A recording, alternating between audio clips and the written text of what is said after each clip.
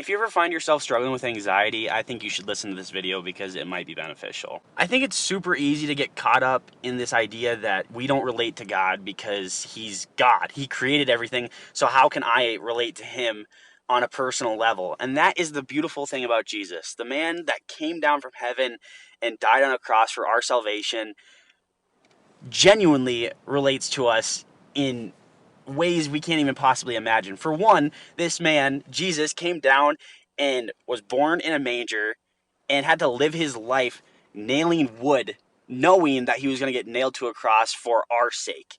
And the thing is that really helped me relate to Jesus on a deep level was anxiety. The moment in the Garden of Gethsemane, we see Jesus praying to God, asking him to pass over this cup, and God obviously says no to him, and he goes through with it. But in this moment, he starts to sweat profusely to the point he starts sweating blood.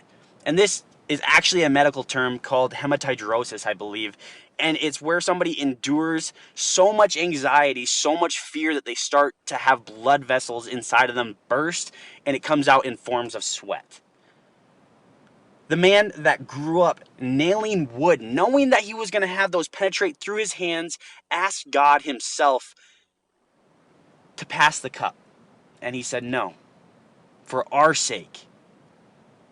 He lived the most brutal death and the most poor upbringing. And we sit here struggling, asking the question of how can I relate to him?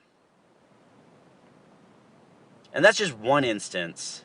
And I also want you to see that as a form of hope, because Jesus himself endured anxiety, and that doesn't mean you are broken because of that, because Jesus was a perfect being. He was 100% God and 100% man. He's just so good. Open up your Bible.